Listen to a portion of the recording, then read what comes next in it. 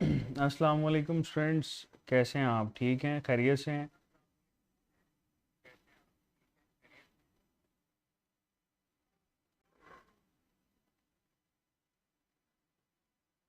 जी students, मुझे बताइएगा, आपको आवाज़ आ रही है?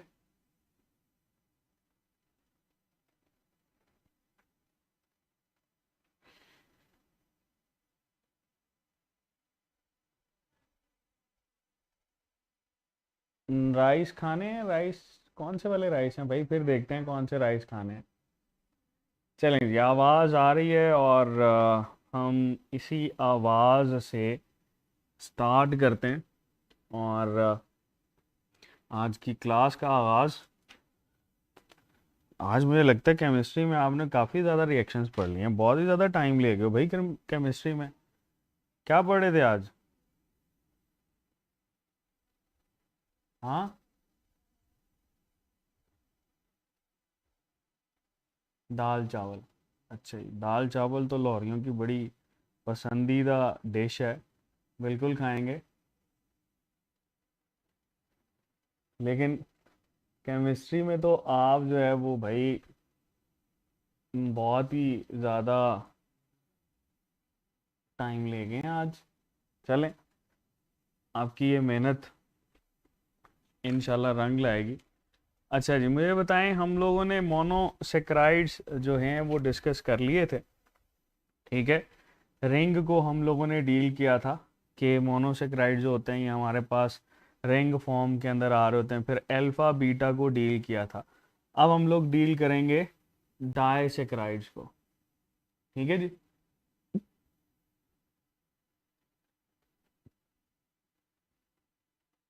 जी जी बिल्कुल।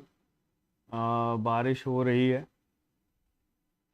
जी बेटे, हमारे पास है डाइसेकेराइड्स। और ये डाइसेकेराइड्स जो हैं, इसमें आप लोगों ने स्टूडेंट्स तीन नाम याद रखने। एलएमएस, जैसे उस्ताद जी का एलएमएस है ना, उसी तरह से ये एल, एम और S. L for that is lactose sugar. Lactose को हम लोग मिल्क शुगर भी बोलते हैं। एम फॉर बेटे maltose sugar. And S for बेटे सुक्रोज शुगर। ठीक है, ये तीन शुगर हमारे पास डाइसेक्राइड कहलाती हैं।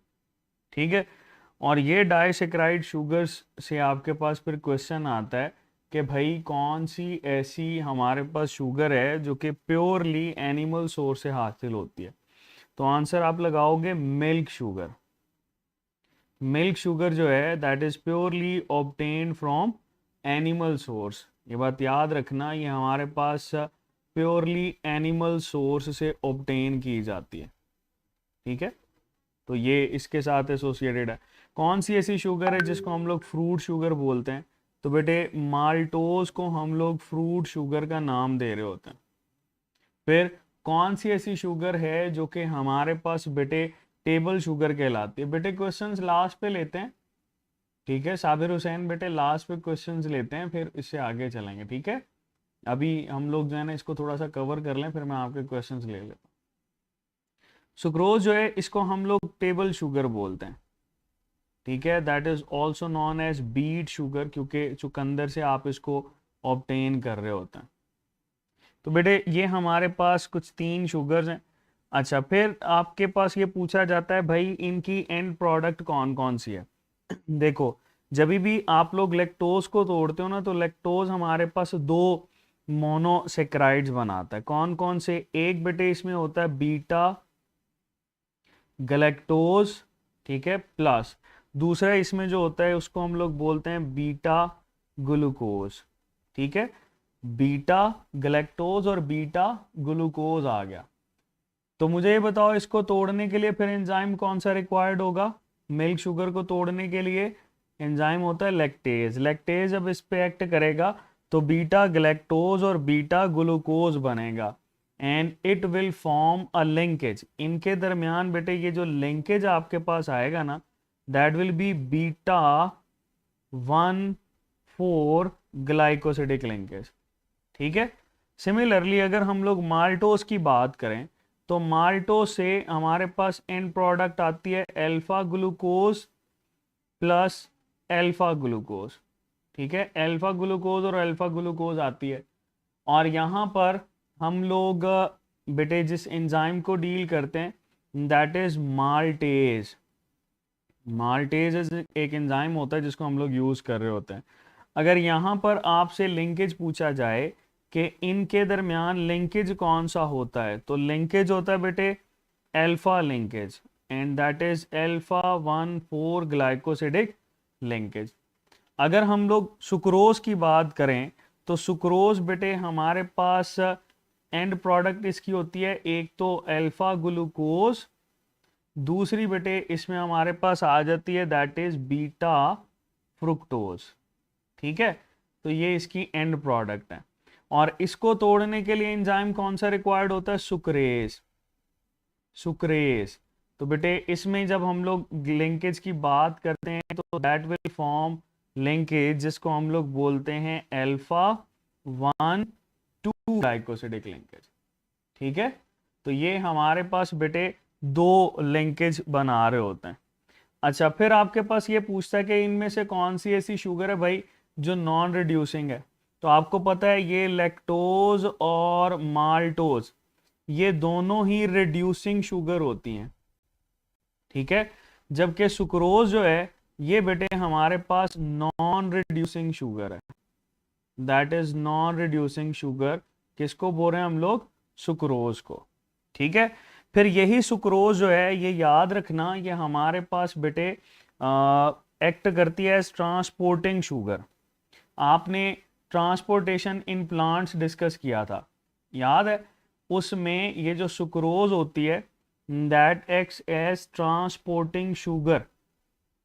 ठीक है, प्लांट के अंदर ये as a transporting sugar act कर रही होती है, इसी से ही ट्रांसपोर्टेशन को हम लोग डील करते हैं। जबकि माल्टोज की बात करें तो माल्टोज बेटे आपके पास जर्मिनेटिंग जो सीड्स होते हैं ना, जर्मिनेटिंग सीड्स, उनके अंदर ये नजर आती है। ठीक है, और फिर इसी को ही आप लोग जो है वो जब स्टार्च को या ग्लाइकोजन को तोड़ते हो, अगर ये आपसे पूछा जाए स्टार्च या ग्लाइकोजन, जब हम लोग इसको हाइड्रोलाइज करते हैं ना, जैसे आपने डाइजेस्टिव सिस्टम के अंदर पढ़ा है, तो सबसे पहले आपके पास यही माल्टोज ही बनता है। ठीक है, ये माल्टोज ही बन रहा होता है। अच्छा, कोठारी क्या कह रहे हैं? माल्टेज अल्फा 1,4 है बेटे, आप इसको कंफर्म कर लें।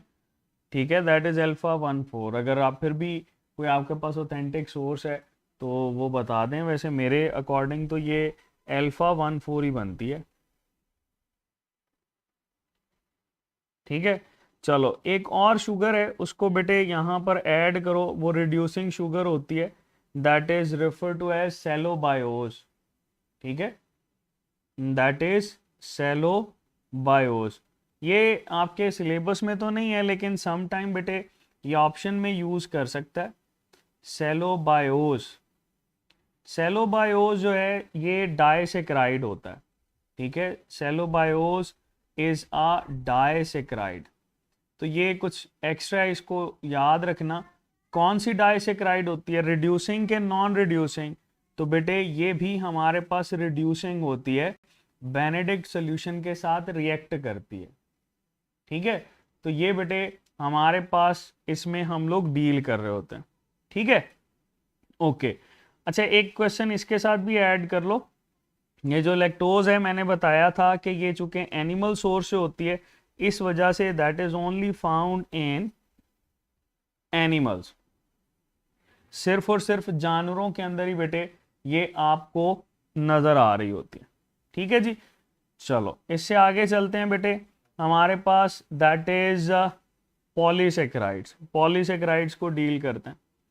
पॉली का मतलब क्या होता है? मैनी। ठीक है, सेकेराइड का मतलब ये है बेटा बहुत सारी शुगर्स जब मिलेंगी तो आपके पास ये पॉलीसेक्राइड्स बनेंगे। ओके हो गया, देयर विल बी पॉलीसेक्राइड्स। इन पॉलीसेक्राइड्स को हम लोग ना होमो पॉलीसेक्राइड्स या हेटेरो बिल्कुल नहीं करता बेटे डॉक्टर आरिफा शहजाद, पिंक को हम कोशिश करते हैं पिंक और रेड को कम यूज करें। ठीक है जी। हमारे पास बेटे इसकी क्लासिफिकेशन कर रहे होते हैं कि ये जो हमारे पास पॉलीसेकेराइड है, या तो ये होमोपॉलीमर हो सकते हैं। होमोपॉलीमर वो होते हैं जिनमें एक ही तरह के मोनोमर्स मिलकर इसको बना रहे होते हैं।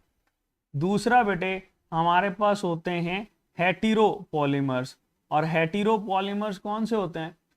हेटेरोपॉलीमर्स वो होते हैं बेटा जो कि आपके पास डिफरेंट तरह के मोनोमर से मिलकर बने होते हैं, उनको हम लोग हेटेरोपॉलीमर बोलते हैं। ठीक है जी। तो ये आपके पास पॉलीसेकेराइड को हम लोग डील कर रहे होते हैं। चलो चलें जी। ये बेटे ने हमने थोड़ी सी मोटी कर ली है ताकि आपके लिए आसानी रहे। चलो सबसे पहले हमारे पास एक शुगर है, दैट इज स्टार्च। ठीक है, स्टार्च। मुझे ये बताओ, ये स्टार्च आप लोग कहाँ पे पढ़ते हो? ये स्टार्च आप लोगों ने पढ़ा है एनिमल के साथ।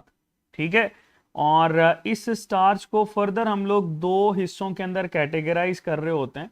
एक बेटे हमारे पास आ जाता है एमाइलोपेक्टिन, ठीक है, और दूसरा बेटे हमारे पास आ जाता है एमाइलोज।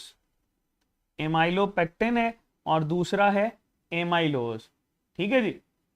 चलो, इनमें से बेटे जो एमाइलोपेक्टिन होता है ना, इसको हम लोग बोलते हैं कि ये ब्रांच्ड है, ब्रांच्ड।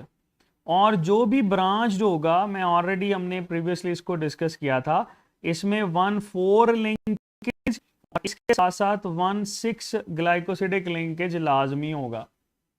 जो एमाइलोज हैं ये अनब्रांच्ड होते हैं, अनब्रांच्ड। ठीक है, और बेटे जो भी अनब्रांच्ड होगा इसमें लिंकेज कौन सा होगा? सिर्फ और सिर्फ 1,4 लिंकेज होगा। ठीक है, there will be just 1,4 linkage. अच्छा, एक और को देख लेते हैं, फिर साथ के साथ डिस्कस करेंगे। एक है बेटे हमारे पास ग्लाइकोजन, दैट इज ग्लाइकोजन। ये ग्लाइकोजन बेटे हमारे पास ये भी स्टोरेज पॉलीसेकेराइड होता है, and that is purely found in animal. इस वजह से बेटे हम इसको एनिमल स्टार्च भी लेबल कर रहे होते हैं, that is also refer to as animal starch. ठीक है, ये ग्लाइकोजन बेटे ये भी हमारे पास हाईली ब्रांच्ड होता है, दैट इज हाईली ब्रांच्ड। अगर बेटे ये हाईली ब्रांच्ड है तो क्या हम लोग ये कह सकते हैं कि ग्लाइकोजन की सिमिलैरिटी जो है ये किसके साथ मिलती है? एमाइलोपेक्टिन के साथ। बिल्कुल कह सकते हैं, क्योंकि दोनों ही हमारे पास क्या है? ब्रांच्ड होते हैं। तो इसका मतलब ये है कि ग्लाइकोजन के पास भी बेटे आपको जो लिंकेज नजर आएगा दैट विल बी 1,4 और 1,6 ग्लाइकोसिडिक लिंकेज। ठीक है, 1,4 और 1,6 ग्लाइकोसिडिक लिंकेज इसके अंदर नजर आ रहा होगा। अच्छा, अगर आपसे पूछा जाए कि ये जो हमारे पास भाई ग्लाइकोजन होता है ये कहाँ कहाँ पाया जाता है? Glycogen is found in animal body ना, और एनिमल बॉडी या ह्यूमन बॉडी की बात करें तो इसमें दो जगह पे आपने पढ़ा, एक तो लीवर, ठीक है, दूसरा बेटे मसल्स के अंदर मौजूद होता है, दूसरा ये आपको फंजाई के अंदर स्टोरेज भी नजर आती है, फंजाई में भी ये ग्लाइकोजन ही पाया जाता है, तीसरा बेटे बैक्टीरिया अपने जो कार्बोहाइड्रेट्स होता है वो भी ग्लाइकोजन की फॉर्म में ही स्टोर करता है। तो ये तीनों आप लोगों ने याद रखने। ठीक हो गया, तो ये इसमें हमारे पास बेटे आ जाता है। अब ये देखो, ये हमारे पास ना स्टोरेज पॉलीसेकेराइड्स हैं, और जितने भी स्टोरेज पॉलीसेकेराइड्स होंगे, जितने भी स्टोरेज पॉलीसेकेराइड होंगे, इनमें बेटे हमेशा अल्फा ग्लाइकोसिडिक लिंकेज नजर आएगा, अल्फा ग्लाइकोसिडिक लिंकेज। यानी अगर आप इसकी बात कर रहे हो that will be alpha 1,4 and alpha 1,6। Similarly इसमें भी अल्फा 1,4 और इसमें भी अल्फा 1,4 या अल्फा 1,6 ग्लाइकोसिडिक लिंकेज आता है। ठीक हो गया। चलो अब एक और चीज देखते हैं। स्टार्च को जब आप लोग आयोडीन सोल्यूशन के साथ रिएक्ट करवाते हो, आयोडीन सोल्यूशन के साथ, तो ये बेटे कौन सा कलर देता है? That gives blue colour with iodine solution. ठीक है, और अगर हम लोग बेटे यहां पर डिस्कस करें ग्लाइकोजन को, तो ग्लाइकोजन आयोडीन सोल्यूशन के साथ कौन सा कलर देता है? That gives red colour. ठीक है, ये हमारे पास रेड कलर इसके साथ दे रहा होता है। इट मींस एक और चीज यहां पर क्लियर करते जाओ कि जो भी आपको स्टोरेज पॉलीसेक्राइड्स नजर आएंगे ना, स्टोरेज पॉलीसेक्राइड, तो बेटे ये स्टोरेज पॉलीसेक्राइड वो होते हैं जिनके अंदर ये आयोडीन सोल्यूशन के साथ आपको जो है ना वो कलर मिल रहा होता है। ठीक है, स्टोरेज पॉलीसेक्राइड में। लेकिन अगर हम लोग डील करें बेटे इसमें नेक्स्ट जो कि आपके पास स्ट्रक्चरल पॉलीसेक्राइड कहलाते हैं, जिसमें सेलुलोज आ जाता है, सेलुलोज। ठीक है, that cellulose is a structural polysaccharide, और ये हमारे पास ना अनब्रांच्ड कहलाता है। अगर बेटे ये अनब्रांच्ड है तो हम इसको कहेंगे कि that is more closely associated with the amylose, यानी ये एमाइलोज के साथ मिलता जुलता है। ठीक है, और इसमें भी लिंकेज कौन सा होगा बेटे? इसमें लिंकेज होगा सिर्फ और सिर्फ 1,4 ग्लाइकोसिडिक लिंकेज। ठीक है, that will have just 1,4 glycosidic linkage. ये जो आपके पास बेटे सेलुलोज है, ये पाई कहां पर जाती है? That is found in cell wall of plant. Plant की सेल वॉल में नजर आती है। ये बेटे हमें ग्रीन एल्गी के अंदर नजर आती है। सो सेलुलोज जो है ये तो आपके पास यहां पर नजर आ रही होती है। अगर आयोडीन सोल्यूशन के साथ इसका कलर देखें तो आयोडीन सोल्यूशन के साथ बेटे दे गिव नो कलर, कोई भी कलर नहीं दे रहे होते। ठीक है, अच्छा आगे चलते हैं। एक और है हमारे पास, दैट इज काइटन। काइटन भी बेटे हमारे पास स्ट्रक्चरल पॉलीसेकेराइड होता है, और बेटे ये भी आपके पास अनब्रांच्ड होता है। इट मीन्स कि ये भी इसी के साथ एसोसिएटेड है। लिंकेज की बात करेंगे तो इसमें भी बेटे 1,4 ग्लाइकोसिडिक लिंकेज नजर आएगा।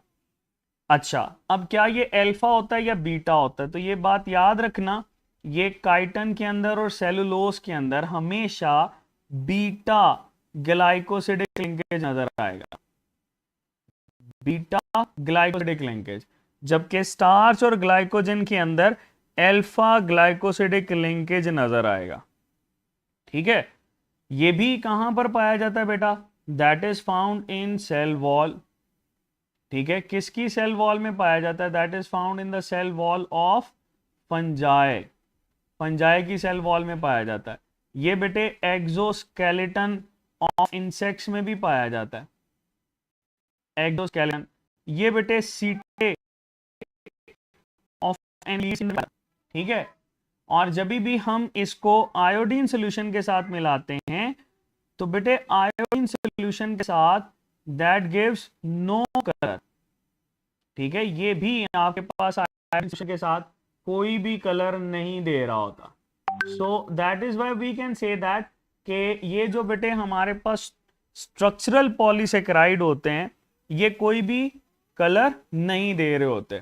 अब आगे लास्ट पे एक और चीज डिस्कस करते हैं कि काइटन जो होता है इसका मोनोमर कौन सा होता है? इसको बोलते हैं N acetyl glucosamine. That is N acetyl glucosamine. ठीक है, कौन सा ग्लूकोजा एमीन है, अल्फा के बीटा? बताओ भाई, that will be beta glucosamine, याद रखना। ठीक है, ये glucosamine, N acetyl glucosamine बेटे इसके अंदर मौजूद होता है। अच्छा, अगर आपसे पूछा जाए मोस्ट अबंडेंट पॉलीसेकेराइड कौन से होते हैं, सो मोस्ट अबंडेंट आपके पास होते हैं ये बेटे कौन से वाले? ये देखो, शाबाश, सेलुलोज को बोलते हैं। सेकंड मोस्ट अबंडेंट की बात की जाए तो सेकंड मोस्ट अबंडेंट होते हैं बेटे काइटन। ठीक है, तो ये मोस्ट अबंडेंट एंड आपके पास सेकंड मोस्ट अबंडेंट के बारे में पूछा जाता है। अच्छा, यहीं पर आपसे अगर ये पूछे कि अगर हम लोग ग्लाइकोजन, स्टार्च और सेलुलोज को तोड़ते हैं तो एंड प्रोडक्ट क्या आएगी? बहुत इजी सा है बेटे, ग्लाइकोजन की एंड प्रोडक्ट हमारे पास आती है ग्लूकोज, लेकिन कौन ग्लूकोज आएगा? अल्फा के बीटा, बिल्कुल बेटे, that will be alpha glucose. Starch की एंड प्रोडक्ट क्या आएगी? ये भी बेटे चूंकि अल्फा लिंकेज बनाता है इस वजह से alpha glucose, that will be beta glucose, beta glucose. और काइटन की बेटे वही मैंने लिखा, ये एंड प्रोडक्ट इसकी आएगी एन एसिटाइल ग्लूकोजा अमीन, ठीक है। और ये जो ग्लूकोजा अमीन है इसके साथ आप बीटा ऐड करोगे, ठीक हो गया। सो दैट इज समथिंग बेटे जो कि हमारे पास पॉलीसेकेराइड्स के अंदर हम लोग डील कर रहे होते हैं।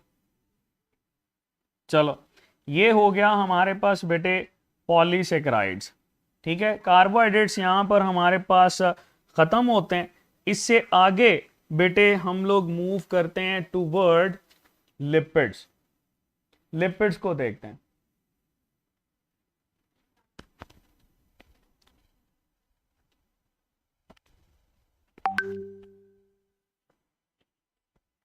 जी बेटे लिपिड्स को देखते हैं हम लोग।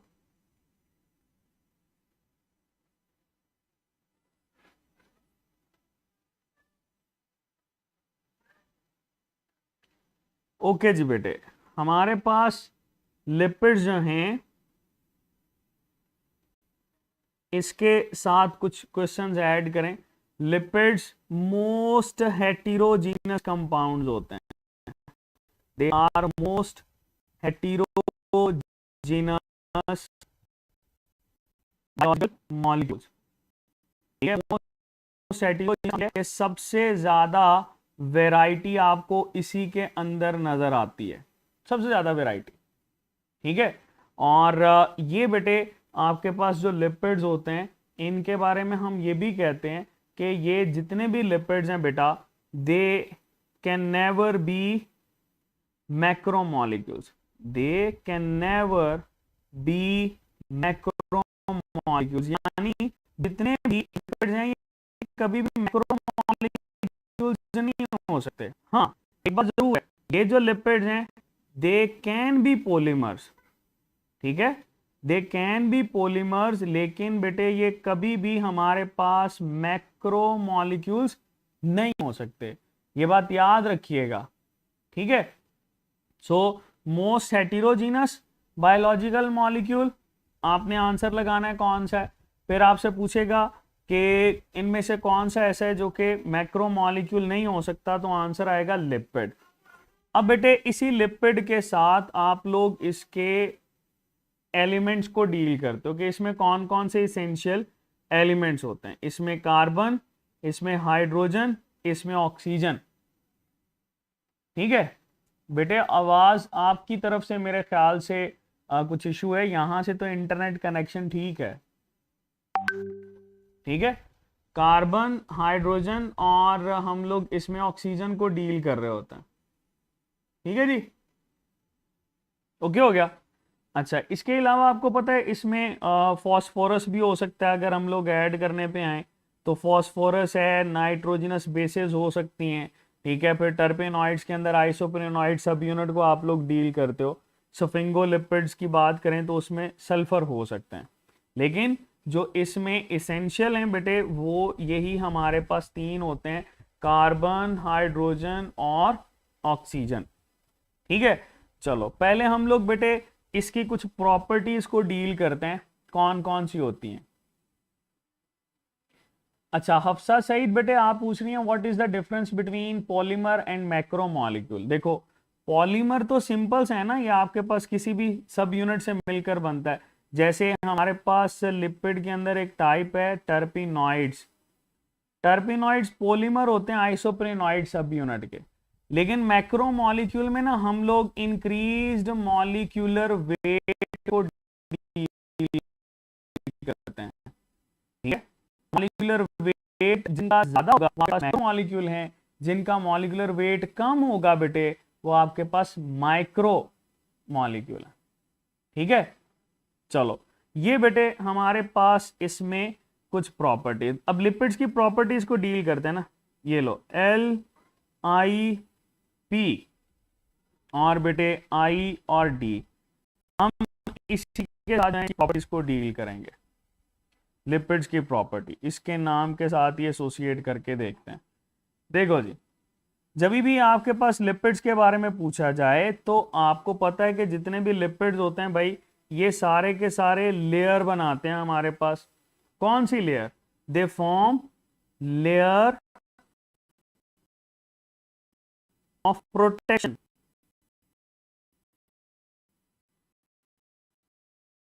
ठीक है बेटे, वो लिपिड्स बना रहे होते हैं। ठीक है, और इसके अंदर बेटे हम लोग ऐड करते हैं एक तो एक्सोस्केलेटन। इंसेक्ट्स का जो एक्सोस्केलेटन होता है बेटे, वो इसी से ही मिलकर बना होता है ना। दूसरा हम इसके अंदर ऐड कर रहे होते हैं क्यूटिकल। क्यूटिकल, ठीक है। चलो आगे चलते हैं। फिर हमारे पास बेटे आ जाता है इंसुलेशन। जितने भी लिपिड्स होते हैं they provide insulation, insulatory role play करते हैं। ठीक हो गया। और इस इंसुलेशन के अंदर हम लोग ये कहते हैं ये हीट और कोल्ड दोनों इंसुलेशन करवा रहे होते हैं। ठीक है। अच्छा जी, फेडरल की बुक में एक लाइन है कि माइक्रोमॉलिक्यूल्स मिलकर पॉलीमर्स बनाते हैं, मैक्रोमॉलिक्यूल कहते हैं। इसका क्या मतलब है बेटे? जब भी मैक्रोमॉलिक्यूल्स, लेट्स से हम ये कहते हैं कि जी 10,000, ठीक है, यूनिट्स हैं अगर 10,000 से ज्यादा से मिलकर बनाओ, दैट विल बी माइक्रोमॉलिक्यूल। ठीक है। चलो आगे चलते हैं। प्रोटेक्शन के साथ साथ हम फिर नेक्स्ट इसमें डील करते हैं प्रोपोर्शन ऑफ ऑक्सीजन को। इसको भी देखो, ये जो हमारे पास लिपिड्स होते हैं इनमें प्रोपोर्शन ऑफ ऑक्सीजन हमेशा कम होता है, इस वजह से हमारे पास। ठीक है। नेक्स्ट बेटे हमारे पास आ जाता है आई, दैट इज इनसॉल्युबल। ये जितने भी हैं ये सारे बेटे इनसॉल्युबिलिटी की वजह से हम बेटे इसको ऐड करते हैं कि दैट दे फॉर्म मेम्ब्रेन्स। ठीक है, जितनी भी मेम्ब्रेन है। ओके, चलो आगे चलते हैं। हमारे पास बेटे नेक्स्ट वन है, दैट इज डी। ठीक है, तो डी के साथ डबल एनर्जी। आपको पता है कि जितने भी हैं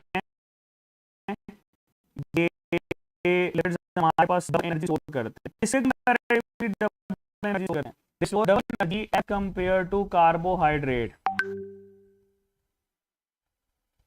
ठीक है, they store double energy as compare to carbohydrates. तो कार्बोहाइड्रेट्स की साथ साथ बेटे ये हमारे पास डबल एनर्जी स्टोर कर रहे होते हैं। क्या हुआ? वॉइस तो बेटे ठीक है, यहां पे तो ठीक आ रही है वॉइस। वॉइस तो बेटे ठीक है।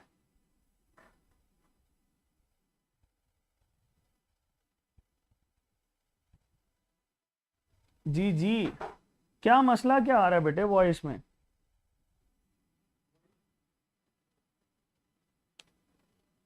Voice voice voice voice cut रही है बेटे, इंटरनेट कनेक्शन भी ठीक है।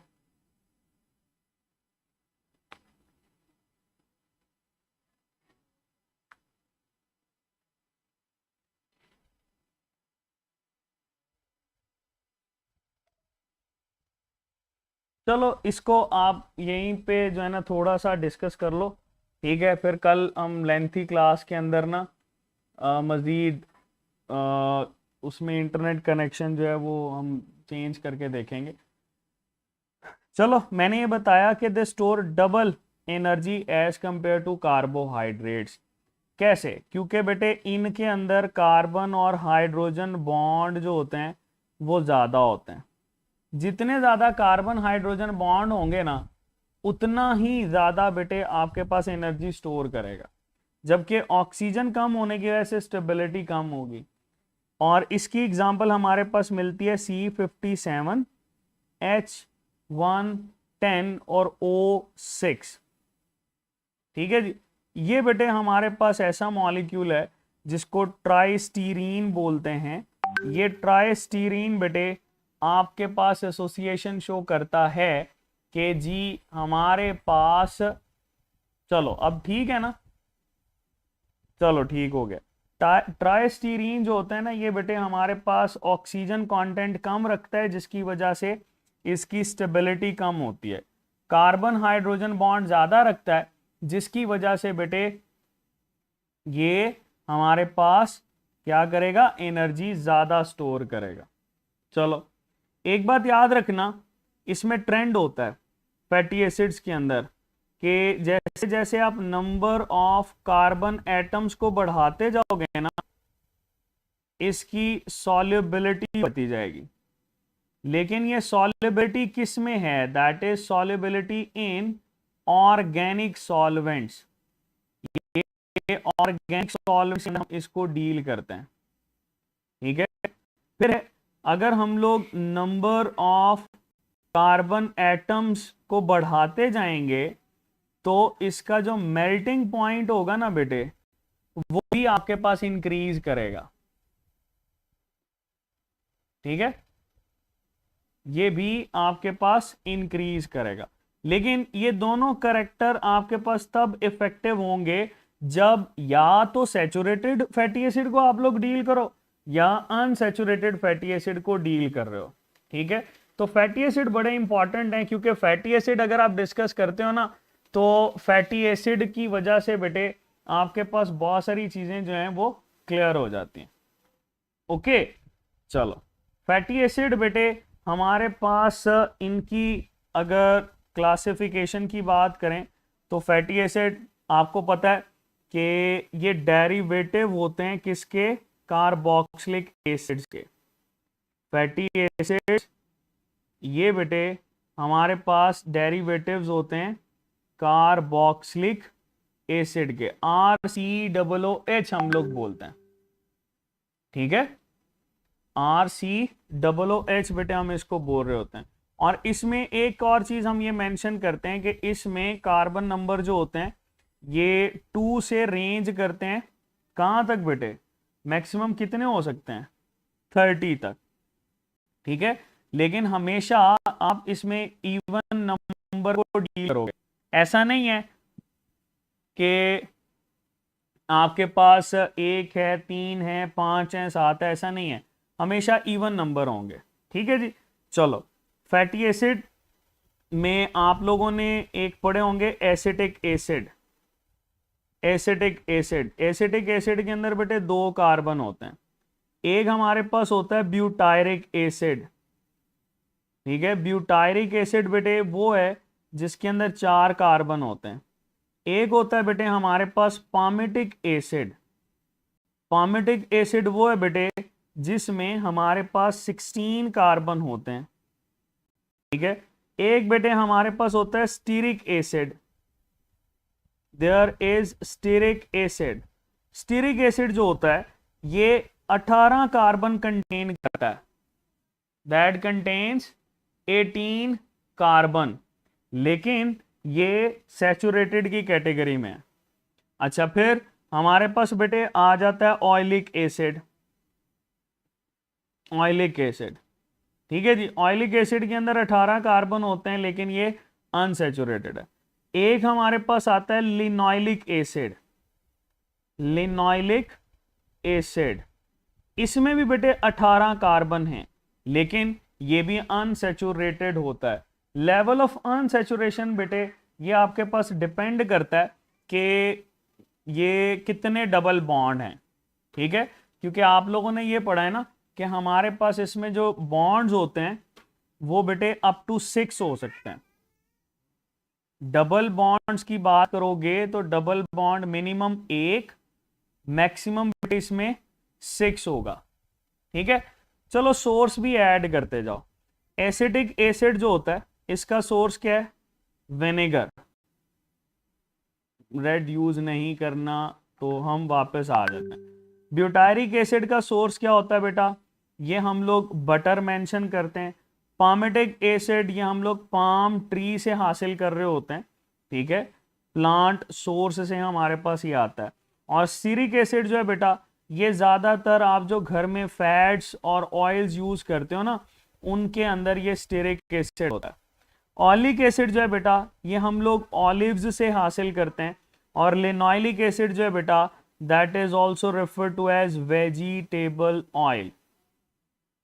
ठीक है, ये हमारे पास वेजिटेबल ऑयल कहलाता है। तो ये तो आगे सोर्स।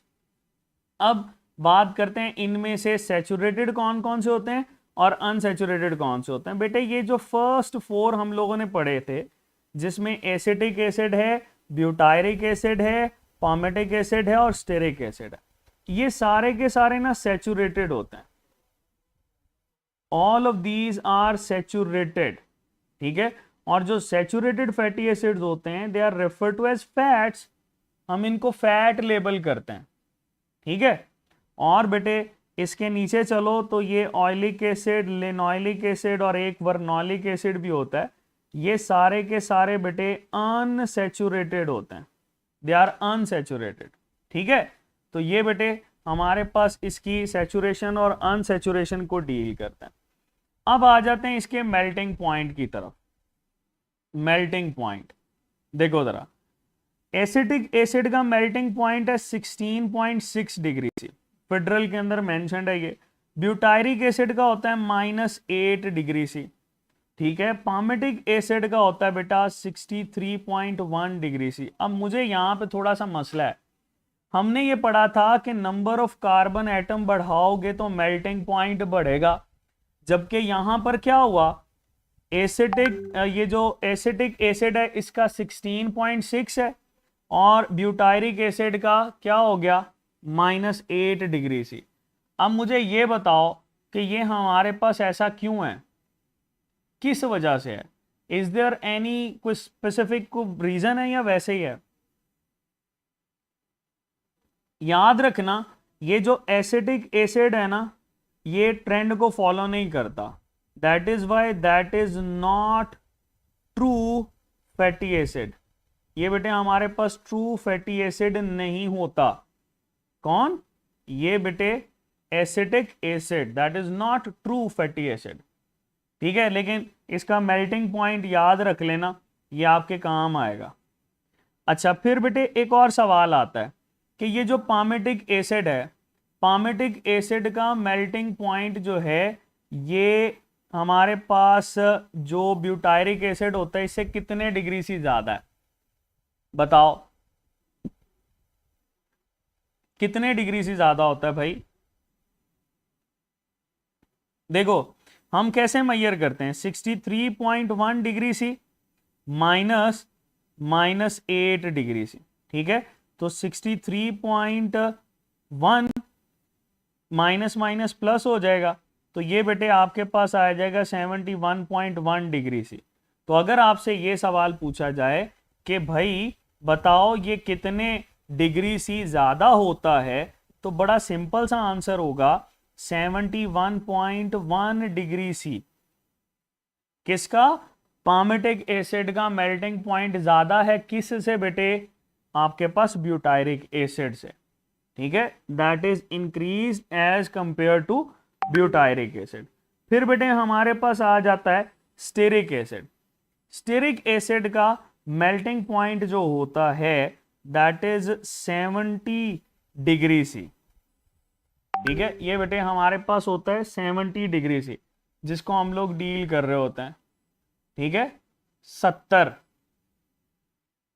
बहुत इजी सा है, ये 70 डिग्री सी के अंदर बेटे हमारे पास आता है।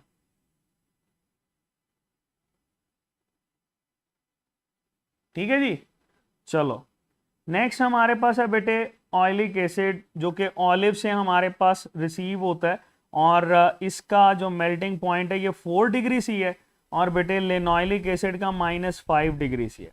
अब ये देखो यहां पर भी प्रॉब्लम आ गई, हालांकि इनमें जब नंबर ऑफ कार्बन एटम बढ़े हैं तो ऐसा क्यों है, इस पे काम क्यों है? ठीक है, तो बेटे बहुत आसान सी बात है, मैंने बोला अगर आपने इसके नॉर्मल ट्रेंड देखने हैं तो या तो आपके पास सैचुरेटेड ही होने चाहिए सारे के सारे, या सारे के सारे अनसैचुरेटेड होने चाहिए।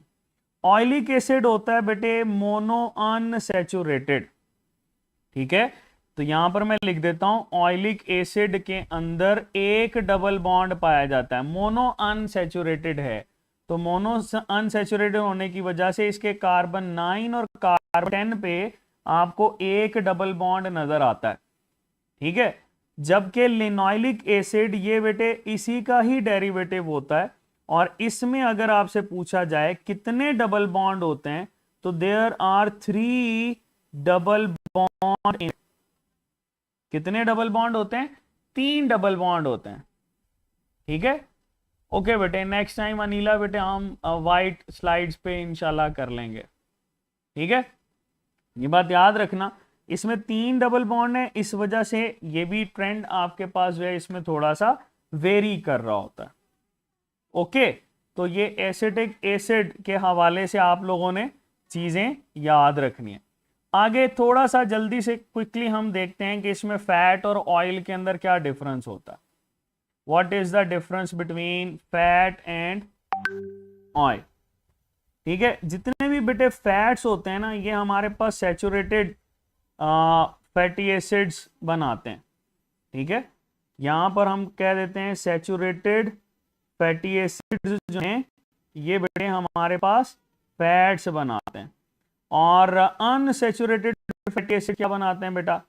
अनसैचुरेटेड फैटी एसिड्स को हम लोग बोलते हैं दे फॉर्म ऑयल्स, ठीक है, यही सैचुरेटेड फैटी एसिड्स जो हैं ये ब्रांच भी हो सकते हैं, they are found in animal body, animal body के साथ साथ बेटे या आपको बैक्टीरिया की स्टोरेज बॉडी होता है।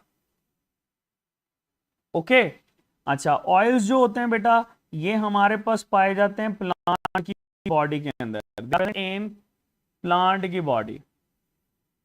एरिकिडोनिक एसिड बेटे बताते हैं अली असगर बेटे, उसका भी बता देते हैं, अभी जरा इसको तो देख लें, फैट और ऑयल एनिमल में कौन सा और प्लांट के अंदर कौन सा होता है। अच्छा, अगर आपसे ये पूछा जाए कि इन दोनों को अगर या इन दोनों में से किसी भी एक को आप पानी रखते हो तो ये पानी की सरफेस पे आ जाते हैं, तो इसका आंसर होता है स्पेसिफिक ग्रेविटी की वजह से। इनकी बेटे स्पेसिफिक ग्रेविटी 0.8, जबकि वाटर की स्पेसिफिक ग्रेविटी होती है 1, ठीक है, तो आपके पास बेटे जो लिपिड की स्पेसिफिक ग्रेविटी है कम होने की वजह से ये इसकी सरफेस पे आ जाता है, ठीक है, that falls on its surface, इसकी सरफेस पे आ जाता है। अच्छा चलो, अगर मैं ये पूछूं फैट और ऑयल में से कौन सा ऐसा है जिसके पास एनर्जी ज्यादा होती है,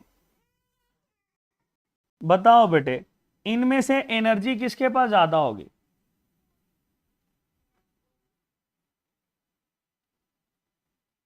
जी मेल्टिंग पॉइंट अलीजा बेटे, मेल्टिंग पॉइंट याद कर लें तो ज़्यादा बेहतर है, क्योंकि ये आपके पास ना इसमें मौजूद हैं, फेडरल के अंदर भी हैं, बाकियों के अंदर भी हैं बेटे। अब ये आवाज़ जो है इधर से तो ओके है, अब पता नहीं इंटरनेट की वजह से आपका कोई इशू ना हो या वेदर की वजह से कोई मसला हो सकता है, लेकिन यहाँ से तो ओके है बेटे। बिल्कुल बेटे, जो हमारे पास फैट्स होते हैं ये ज़्यादा एनर्जी स्टोर कर रहे होते हैं as compare to oils. Oils के अंदर एनर्जी तो स्टोर होती है लेकिन कम। उसकी वजह क्या है कि फैट के अंदर कार्बन हाइड्रोजन बॉन्ड ज़्यादा होते हैं क्योंकि ये सैचुरेटेड हैं। ऑयल्स के अंदर कार्बन हाइड्रोजन बॉन्ड कम होते हैं, जिसकी वजह से बेटे ये एनर्जी भी कम स्टोर करते हैं, ठीक है। तो ये बेटे फैट और ऑयल के हवाले से आप लोगों ने याद रखना है, फैट और ऑयल के हवाले से ये चीजें याद रखनी है। चलो आगे चलते हैं।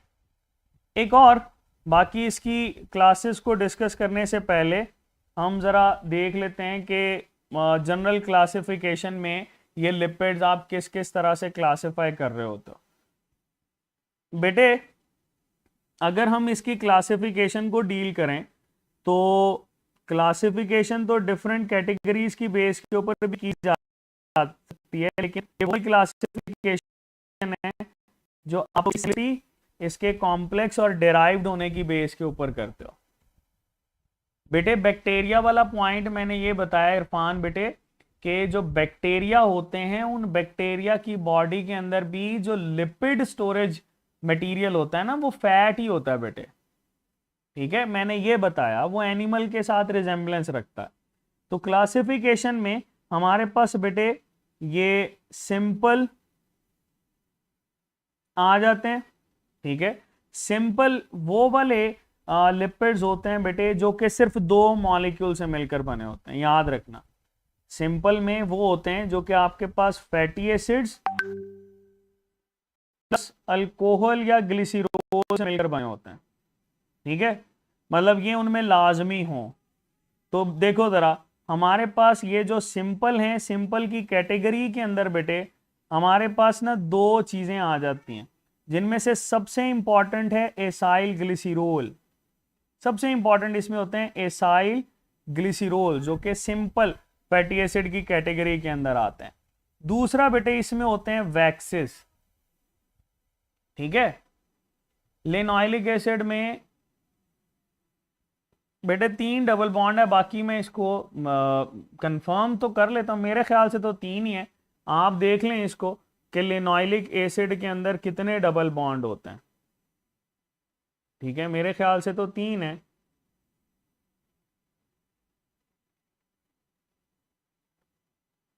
चलो आगे चलते हैं।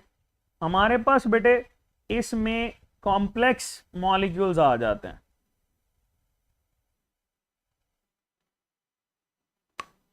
अच्छा, बिल्कुल सही कह रहे हैं बेटे, लिनोइलिक एसिड के अंदर ना 2 होते हैं।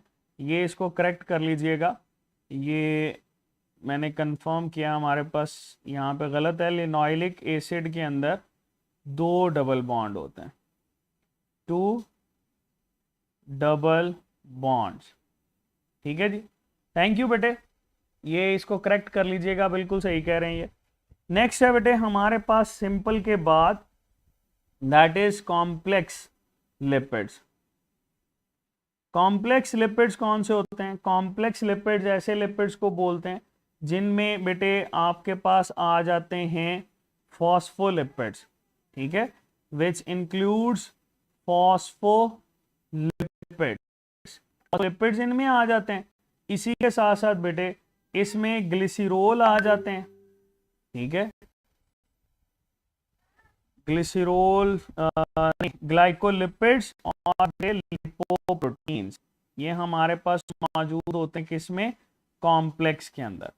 फिर थर्ड कैटेगरी हमारे पास आती है बेटे डिराइव्ड। डिराइव्ड ये तीसरे हैं लिपिड जिनको हम लोग डिराइव्ड लिपिड की कैटेगरी के अंदर रखते हैं, और इनमें बेटे हमारे पास जो नजर आते हैं दे आर टर्पीन। ठीक है, मेनली टर्पीन्स इसमें आ जाते हैं। इसमें बेटे स्टीरॉइड्स आ जाते हैं, और बेटे इसमें प्रोस्टाग्लैंडिन्स और कोलेस्टेरोल, प्रोस्टाग्लैंडिन्स आ जाते हैं, और बेटे ये आपके पास स्टीरॉइड का ही डेरिवेटिव होता है दैट इज कोलेस्टेरोल, ये हमारे पास आ रहे होते हैं। ठीक है, बिल्कुल सही कह रहे हैं, टर्पीन बेसिकली टर्पिनॉइड्स ही हैं। जी जी मोहम्मद यकूब बेटे 2 डबल बॉन्ड्स, बिल्कुल हमने करेक्शन की है लिनोइलिक एसिड की, थैंक यू। चलो आगे चलते हैं। नेक्स्ट बेटे हमारे पास हैं इनकी कुछ कैटेगरीज जो कि आपके पास इंपॉर्टेंट है, जो कि आपने करनी है। ठीक है, उसको हम लोग डिस्कस करते हैं। एक बेटे हमारे पास आ जाते हैं एसाइल ग्लिसरॉल्स, और यहाँ पर लिख देते हैं दे आर एसाइल ग्लिसरॉल। दूसरे बेटे हमारे पास आ जाते हैं वैक्सेस। तीसरा बेटे हमारे पास आ जाते हैं फॉस्फोलिपिड्स।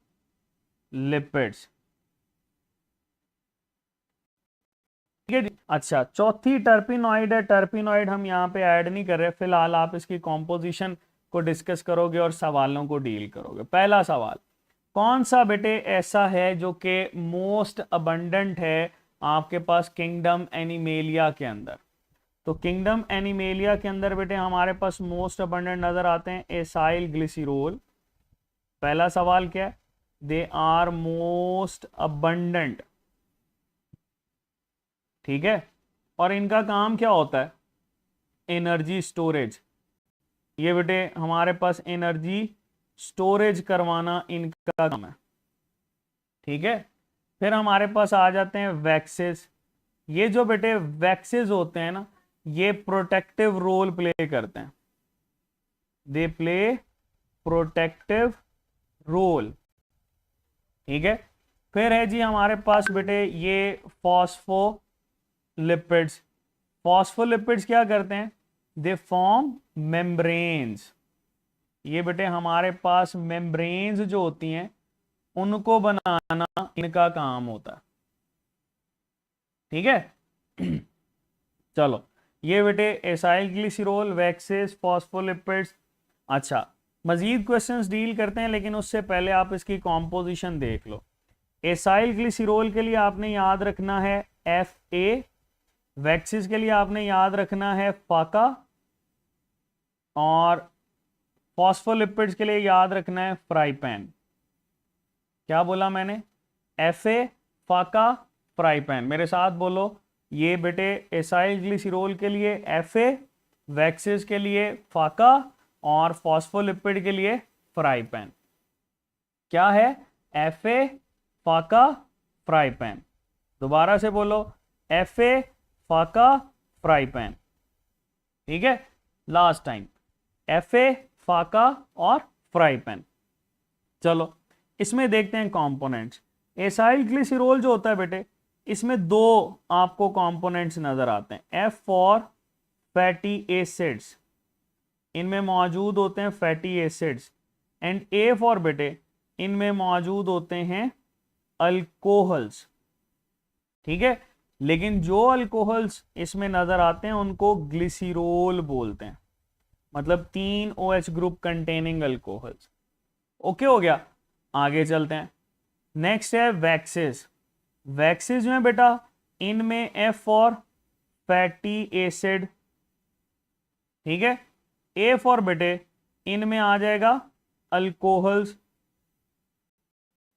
एंड K फॉर इनमें बेटे आ जाता है कीटोन्स, एंड बेटे लास्ट पे हमारे पास है दैट इज A, अल्केन्स। ठीक है, चलो अल्केन्स के बारे में क्या इंपॉर्टेंट चीज है? अल्केन के बारे में इंपॉर्टेंट चीज ये है कि ये आपके पास लॉन्ग चेन अल्केन होते हैं और कार्बन नंबर 25 से लेकर कार्बन नंबर 35 तक रेंज करते हैं। ठीक है, Fa, फाका, फ्राई पैन। ये इससे ना कॉम्पोजिशन आपको याद हो जाएगी, भूलेगा नहीं। चलो, अगर वो पूछता है कौन से ऐसे लिपिड्स हैं जिनमें कीटोन्स होते हैं, तो कीटोन कंटेनिंग लिपिड्स कौन से हैं? वैक्सेस हैं बेटे। आगे देखो, हमारे पास आ जाता है दैट इज बेटे फॉस्फोलिपिड्स। तो फॉस्फोलिपिड में that F for fatty acid.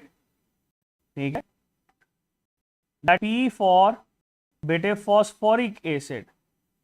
ठीक है, P for phosphoric acid, and then A for बेटे हम इसमें अल्कोहल की बात करें।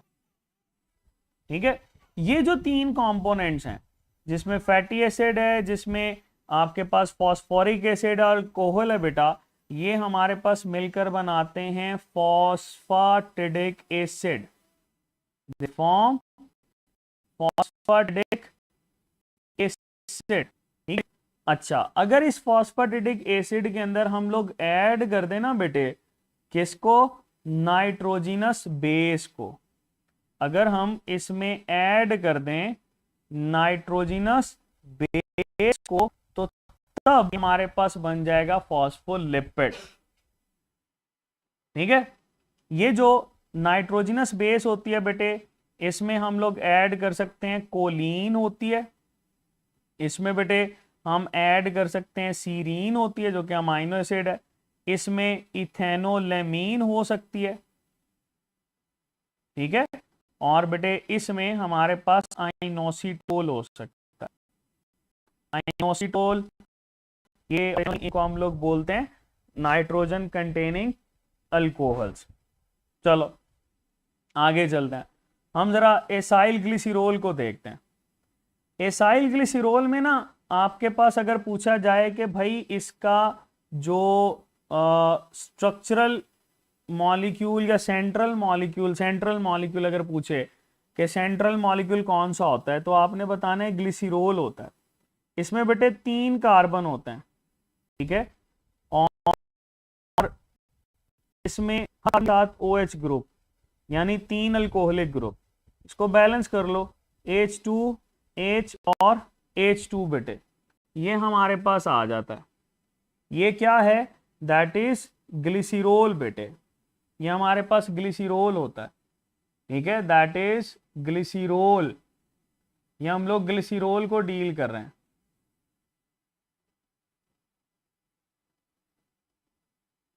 किसको डील कर रहे हैं, ग्लिसरॉल को।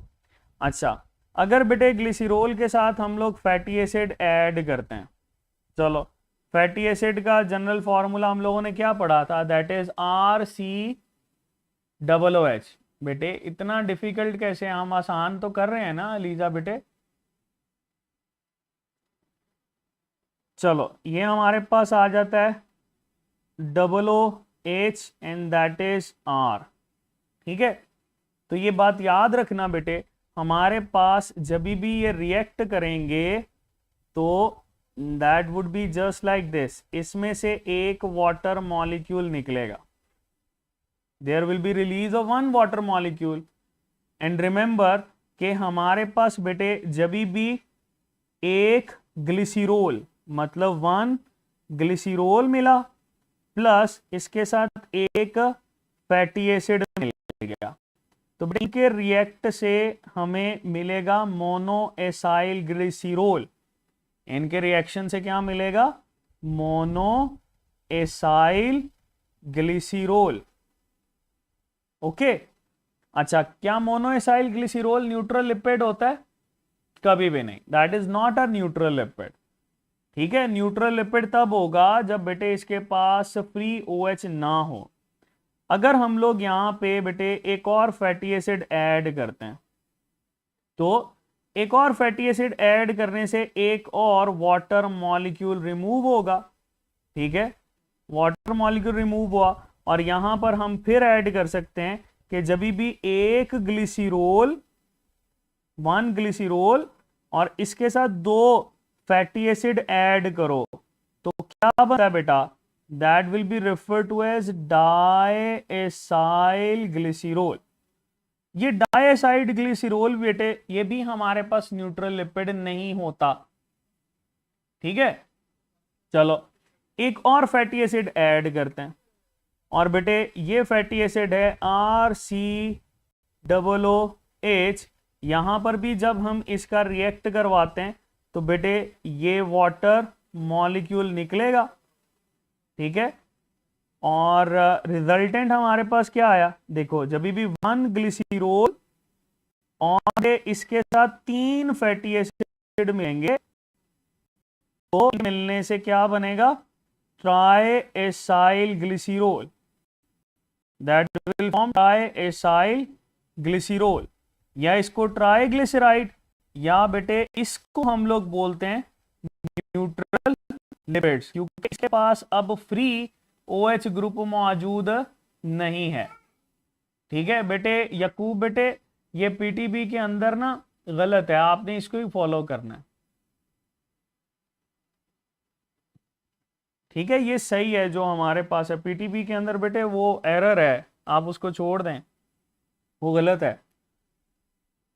ओके, तो ये हमारे पास ये पूछा जाता है कि ये जो एसाइल ग्लिसरॉल्स होते हैं इनका भाई कोर मॉलिक्यूल तो आप बताओगे ग्लिसरॉल, इसमें कितने फैटी एसिड होते हैं बेटे, 3 फैटी एसिड अगर अटैच होंगे तो ये हमारे पास न्यूट्रल लिपिड बनेगा। ठीक है, चलो नेक्स्ट हमारे पास था वैक्सेस, और वैक्सेस के अंदर मैंने आपको बताया था कि ये फैटी एसिड, अल्कोहल, कीटोन्स और अल्केन्स। ठीक है, ये वैक्सेस जो होते हैं बेटा, ये हमारे पास फर्दर क्लासिफाई होते हैं। एक है नेचुरली अकरिंग वैक्सेस, और दूसरे बेटे हमारे पास आ जाते हैं आर्टिफिशियल वैक्स। ठीक है, जो नेचुरल वैक्सेस होते हैं ये तो आपको डिफरेंट साइड पे नजर आते हैं ना, जैसे देखो बेटे क्यूटिकल जो है ये भी वैक्स है। ठीक है, इसी तरह प्लांट के अंदर आप पढ़ते हैं कैस्पेरियन स्ट्रिप्स। कैस्पेरियन स्ट्रिप्स, वो कैस्पेरियन स्ट्रिप भी सेब्यूरिन की बनी होती है, वो भी बेटे वैक्स होती है। ठीक है, फिर हनी भी वैक्स, हनी भी वैक्स बेटे। फिर आपके कानों में भी होती है ईयर वैक्स, ये वो वाली वैक्स है जो कि नेचुरली अकरिंग होती है।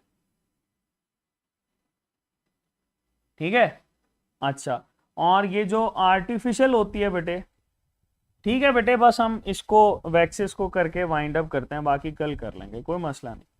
ये जो आर्टिफिशियल वैक्सेस होती हैं ये हमारे पास डेराइव्ड होती हैं पेट्रोल से, या इसको पैराफिन वैक्स भी बोलते हैं।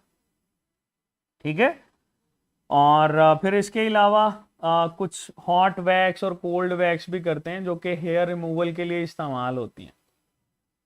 ठीक है, तो ये वैक्सेस के लिए हम लोग इस्तेमाल कर रहे होते हैं। अच्छा चलो मुझे जल्दी से बता दो, तो अगर तो थक गए हो तो हम वाइंड अप कर देंगे, मैं फॉस्फोलिपिड स्टार्ट नहीं करता, लेकिन अगर आप इजी हैं तो हम नेक्स्ट फॉस्फोलिपिड को शुरू करते हैं।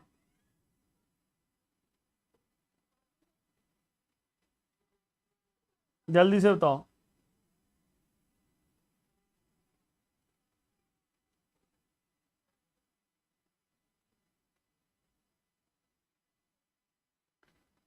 कल वैसे आपकी लेंथी क्लास है।